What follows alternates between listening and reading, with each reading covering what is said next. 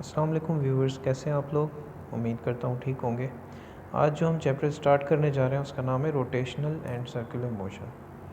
उसके अंदर भी फर्दर पैरामीटर्स हैं जिसमें angular displacement, revolution, degree, radian और सेकेंडली एंगुलर वेलोसिटी, और फिर उसके बाद ये मल्टीपल रिलेशंस हैं जिसमें लीनियर रिलेशन है एंगुलर के साथ, फिर उसमें उसके वेरिएबल्स, डिस्प्लेसमेंट का रिलेशन, फिर वेलोसिटी का रिलेशन, फिर एक्सेलरेशन का रिलेशन, इसी तरह से सेंट्रीपिटल फोर्स और सेंट्रीपिटल एक्सेलरेशन का रिलेशन हम डिस्कस करेंगे। तो चलिए मूव करते हैं टॉपिक की तरफ। तो सबसे पहले हमारा टॉपिक होगा एंगुलर डिस्प्लेसमेंट, हमने किस तरह से फाइंड करना है या लॉजिकली इसका कंसेप्ट क्या है वो हम डिस्कस करेंगे। सबसे पहले एंगुलर डिस्प्लेसमेंट को डिस्कस करने से पहले हमें सर्कुलर मोशन के बारे में पता होना चाहिए। तो circular motion basically motion of a bodies in a circular path is called circular motion. तो सर्कुलर मोशन ऑब्वियसली वर्ड से ही क्लियर है कि आप बता सकते हैं कि सर्कुलर मोशन क्या हो सकता है। कोई भी बॉडी अगर सर्कुलर पाथ के अंदर यानी कि एक राउंड पाथ पे मूव कर रही है तो वो सर्कुलर, उसकी जो मोशन होगी वो सर्कुलर मोशन होगी। तो जिस तरह से हमने पीछे लेक्चर्स में डिस्कस किया था जस्ट मोशन के बारे में, तो वो कोई भी मोशन हो सकती थी, वो सर्कुलर भी हो सकती थी, वो स्ट्रेट भी हो सकती थी। तो इस तरह से अब जो हम पर्टिकुलरली जिस चीज़ को डिस्कस करेंगे वो हमारी सर्कुलर मोशन होगी। तो इस सर्कुलर मोशन में कौन कौन सी फिर चीज़ें इम्प्लीमेंट होती हैं, किन किन चीज़ों को हमें माइंड में रखना है उसको डिस्कस करेंगे। तो सबसे पहला पॉइंट है during uniform circular motion the direction of position vector change continuously but the magnitude remains constant which is equal to r means radius of circular path। यानी कि रेडियस किसको हम काउंट करते हैं, आपको पता है जैसे कोई भी राउंड शेप होती है, कोई भी एक सर्कमफेरेंस होता है तो उसका एक रेडियस ज़रूर होता है, एक डायामीटर ज़रूर होता है। तो इसी तरह से अगर एक सर्कुलर पाथ है जिसके अंदर कोई भी ऑब्जेक्ट मूव कर रहा है तो वो ये कहना चाह रहा है कि उसके अंदर जो उसकी डायरेक्शन है वो कंटिन्यूसली चेंज होगी। ठीक है, पोजीशन वेक्टर्स जो हैं उनमें से वो चेंज होते रहेंगे सर्कुलर मोशन की वजह से। ठीक है, बट मैग्नीट्यूड रिमेंस कांस्टेंट। अब मैग्नीट्यूड क्या हो जाता है कि यानी कि जिस स्पीड से वो मूव कर रही है बॉडी, जिस वेलोसिटी से वो मूव कर रही है, फॉर एग्जांपल 5 मीटर्स पर सेकंड के की स्पीड से मूव कर रही है, कि वेलोसिटी से मूव कर रही है, तो वो उसी से ही मूव करती रहेगी, उसके मैग्नीट्यूड में कोई फ़र्क नहीं आएगा। ठीक है, तो उसके बाद फिर सेकंड पॉइंट आ जाता है in circular motion the direction of velocity change at every point but its magnitude remains constant. तो यहाँ पे क्या कह रहा है कि डायरेक्शन ऑफ वेलोसिटी चेंज यानी वेलोसिटी की डायरेक्शन चेंज होती रहेगी। हमने पहले भी डिस्कस किया था कि वेलोसिटी के लिए ज़रूरी नहीं है कि डायरेक्शन होनी चाहिए, वेलोसिटी के लिए ये ज़रूरी है फैक्टर कि उसका कांस्टेंट रहना बहुत ज़रूरी है, उसके मैग्नीट्यूड का, तभी वो वेलोसिटी के फैक्टर में काउंट होगी या वेलोसिटी के ज़ुमरे में आएगी। तो यहाँ पे ये बात कर रहा है कि उसकी वेलोसिटी की जो डायरेक्शन है वो कंटिन्यूसली चेंज हो रही है, तो जिसकी वजह से वो एंगुलर वेलोसिटी में कन्वर्ट हो जाएगी। यहाँ पे हमारा ये टॉपिक जो आगे हमने पढ़ना है वो पहले से ही डिस्कस हो चुका है। For one complete revolution the angular displacement is 2π। अगर हम एक कम्प्लीट रेवोल्यूशन करते हैं तो उसके अंदर जो हमारा डिस्प्लेसमेंट, एंगुलर डिस्प्लेसमेंट काउंट होगा वो 2π होगा, क्योंकि एरिया आपको पता है कि एक सर्कमफेरेंस का एरिया कितना हो सकता है, तो उस हिसाब से हम उस एंगुलर डिस्प्लेसमेंट को काउंट करेंगे। And time taken is t। तो वो एक टाइम भी रिक्वायर्ड होगा कि हम कि उस टाइम के अंदर कितना डिस्प्लेसमेंट करते हैं, वो हमारा एंगुलर डिस्प्लेसमेंट होगा। उसके बाद अगर हम एंगुलर डिस्प्लेसमेंट और टाइम को कंपेयर कर देते हैं तो हम एंगुलर वेलोसिटी फाइंड कर सकते हैं, जैसा कि हम लीनियर वेलोसिटी फाइंड करने के लिए करते हैं कि क्या करते हैं, डिस्प्लेसमेंट अपॉन टाइम करते हैं। तो इसी तरह से एंगुलर वेलोसिटी भी फाइंड की जा सकती है अगर हम एंगुलर डिस्प्लेसमेंट को टाइम से डिवाइड कर देते हैं। तो वो हमारा फार्मूला क्या बन जाएगा, 2π/t। सो इस तरह से एंगुलर डिस्प्लेसमेंट को फाइंड किया जा सकता है। स्पीड के बारे में अगर हम बात करें और काइनेटिक एनर्जी और एंगुलर मोमेंटम के बारे में, तो ये सारी चीज़ें कांस्टेंट रहेंगी सर्कुलर मोशन के अंदर। तो अगर इसी तरह से एंगुलर डिस्प्लेसमेंट की भी बात की जाए तो वही आर्क लेंथ जो है उसको अगर माइंड में रखें तो हम एंगुलर डिस्प्लेसमेंट को भी बता सकते हैं कि उसकी डेफिनेशन क्या बन सकती है।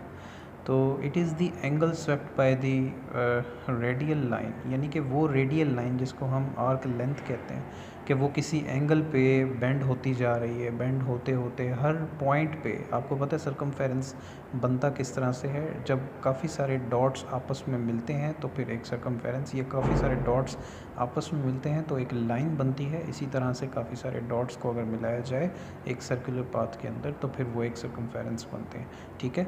तो हर पॉइंट पे एंगल चेंज होते होते वो आर्क लेंथ जो प्रोड्यूस होगी, इसका मतलब यही होगा कि जो एंगल है वो चेंज होता जा रहा है, जिसकी वजह से आर्क लेंथ प्रोड्यूस होती जा रही है और उस सर्कुलर मोशन के अंदर एक एंगुलर डिस्प्लेसमेंट जो है वो कवर होता जा रहा है, ठीक है। तो उसका कोई एक स्टार्टिंग पॉइंट होगा जिसको इनिशियल पॉइंट हम कहेंगे या फाइनल पॉइंट भी होगा उसका। तो इस तरह से एंगुलर डिस्प्लेसमेंट को हम एक्सप्लेन कर सकते हैं। अगर प्रॉपर्टीज़ की बात करें तो फिर उनमें following are the properties of angular displacement, उनको हम देख लेंगे। जिसमें फ़र्स्ट प्रॉपर्टी कौन सी है, it depends upon the length of arc. वही बात आ गई जो मैंने आपको फर्दर पहले बताई कि किस तरह से आर्क जो है वो प्रोड्यूस होती है तो फिर एंगुलर डिस्प्लेसमेंट जो है वो प्रोड्यूस होता है। तो इस तरह से आर्क लेंथ पे भी डिपेंड करती है, जितनी ज़्यादा आर्क की लेंथ होगी उतना ही ज़्यादा डिस्प्लेसमेंट होगा। तो इसी तरह से सेकंड पॉइंट क्या है, for very small angle it is vector quantity. बहुत ही अगर छोटा एंगल लिया जाए तो ये एक वेक्टर क्वांटिटी होती है। आपको पता है कि वेक्टर क्वांटिटी में डायरेक्शन ज़रूरी होती है, तो फिर ये एक अगर छोटा सा एक पॉइंट लिया जाए सिर्फ उसी को ही देखा जाए तो ये वेक्टर क्वांटिटी होगी। अगर ओवरऑल देखा जाए तो फिर ये वेक्टर क्वांटिटी नहीं रहेगी क्योंकि इसकी डायरेक्शन चेंज होती रहेगी, ठीक। उसके बाद थर्ड पॉइंट आ जाता है फॉर एंटी क्लॉकवाइज रोटेशन। अगर एंटी क्लॉकवाइज रोटेशन हो तो एंगुलर डिस्प्लेसमेंट हमेशा पॉजिटिव होती है, और अगर क्लॉकवाइज होगी तो ऑब्वियसली वो क्या हो जाएगी, नेगेटिव हो जाएगी। तो इसी तरह से हमारे ये दो पॉइंट्स क्लियर हो गए कि एंगुलर डिस्प्लेसमेंट नेगेटिव कब होगा, पॉजिटिव कब होगा। पॉजिटिव कब होगा, जब एंटी क्लॉकवाइज होगी, और नेगेटिव कब होगा, जब क्लॉकवाइज होगी। तो इस तरह से फोर्थ पॉइंट क्लियर हो गया। Angular displacement has direction along axis of rotation. अब एंगुलर डिस्प्लेसमेंट की जो डायरेक्शन होगी ना वो हमेशा रोटेशन की ही डायरेक्शन होगी, यानी कि जिस डायरेक्शन में कोई बॉडी मूव कर रही है उसी ही डायरेक्शन में क्या होगा कि डिस्प्लेसमेंट, एंगुलर डिस्प्लेसमेंट होगा। And can be determined by right hand rule, यानी कि अगर आप राइट हैंड रूल को इम्प्लीमेंट करें तो आपको आराम से एंगुलर डिस्प्लेसमेंट की डायरेक्शन का पता चल सकता है, ठीक है। वो किस तरह से, अगर आप अपनी फिंगर्स को कर्ल करते हैं और आप अपने थंब को अप करते हैं तो ये आपका राइट हैंड रूल बन जाता है, जिसकी वजह से आप ये बता सकते हैं कि जो आपकी फिंगर्स जिस डायरेक्शन में कर्ल हुई हुई हैं तो आप उसी डायरेक्शन में एंगुलर डिस्प्लेसमेंट को काउंट करेंगे। तो अब यूनिट्स की तरफ आ जाते हैं। जैसा कि हमने पहले कहा है कि डिस्प्लेसमेंट भी हमने डिस्कस किया है, वेलोसिटी सबको डिस्कस किया हुआ है ऑलरेडी। तो अब यहाँ पे एंगुलर डिस्प्लेसमेंट है ज़रा, उसका भी कोई ना कोई एक यूनिट होना चाहिए, उसका यूनिट रेडियन होगा, यानी कि ऐसा unit of angular displacement is radian. So 1 radian is an angle made by an arc. वही बात आ गई कि आर्क जो एंगल बनाती जाएगी वो उसका 1 रेडियन होगा at the centre, whose length is equal to the radius of the circle. यानी जितना रेडियस होगा उतना ही आर्क अगर मूव करती है, यानी कि मिसाल के तौर पे अगर सेंटर से लेके सर्कमफेरेंस आउटर सरफेस तक जो डिस्प्लेसमेंट होगा, जो रेडियस होगा, अगर आर्क उतना ही होगी सर्कुलर पाथ में तो वो हमारा क्या कहलाएगा, 1 रेडियन कहलाएगा। यानी कि जितना रेडियस उतनी ही आर्क लेंथ, दोनों बराबर हो जाएं तो वो हमारा 1 रेडियन कहलाएगा। तो इसी तरह से 2 पाई रेडियन, तो ये हमारा 360 डिग्री, यानी कि एक ओवरऑल हमने सर्कमफेरेंस ले लिया उस और कंप्लीट रेवोल्यूशन ले लेंगे तो वो हमारी 360 डिग्रीज़ के अंदर आ जाएगी। यानी कि अगर हम हाफ़ ले लेंगे तो 180 डिग्री हो जाएगी, और मज़ीद हाफ़ को अगर हम ऐड कर देंगे सर्कल को, फॉर एग्ज़ाम्पल आप एक सर्कल को बीच में से हाफ़ कर देते हैं तो उसका जो एक हाफ़ होगा उसकी जो स्टार्टिंग पॉइंट होगा, इनिशियल पॉइंट होगा, वहाँ से आप अपवर्ड मूव करना शुरू करेंगे और अदर पॉइंट पे आएंगे तो आपका एक जो है वो हाफ़ कंप्लीट हो जाएगा और वो 180 डिग्री का होगा। तो इसी तरह से सेकंड हाफ़ जो हमारा होगा उसका भी 180 होगा। तो इस तरह से मिला के ये हमारा 360 रेवोल्यूशन, 1 रेवोल्यूशन कंप्लीट हो जाएगा।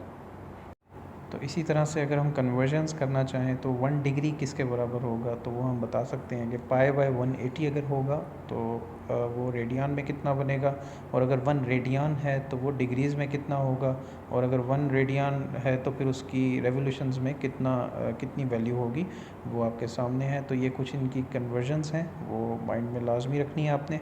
उसके बाद non SI units are also used which are degree and revolution. इसके लिए हम नॉन एसआई यूनिट भी यूज़ कर सकते हैं जिनमें डिग्री एंड रेवोल्यूशन भी आ सकता है, ठीक है। ये पर एसआई यूनिट्स नहीं है इसके। उसके बाद हम रेवोल्यूशंस पे आ जाएंगे। तो रेवोल्यूशन बेसिकली है क्या?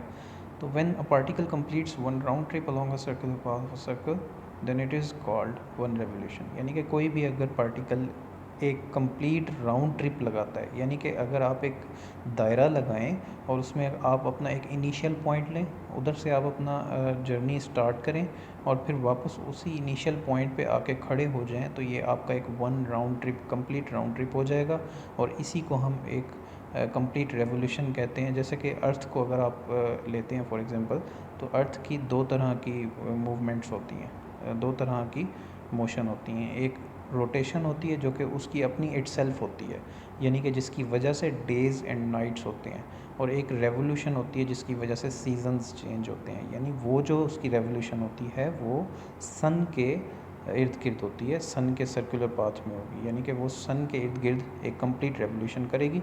और जबकि रोटेशन क्या होगी, वो उसकी अपनी ही जो स्पिन होगी जिसकी वजह से डेज़ एंड नाइट कन्वर्ट होते हैं, तो वो हमारी रोटेशन हो जाएगी। और रेवोल्यूशन क्या हो जाएगी, कंप्लीट एक राउंड ट्रिप लगाएगी जिसकी वजह से सीजन्स चेंज होंगे, सर्दियों से गर्मियाँ, गर्मियों से सर्दियाँ। तो ये जो कंप्लीट रेवोल्यूशन है उसकी बेस्ट एग्जांपल है जिसकी वजह से सीजन्स चेंज होती हैं।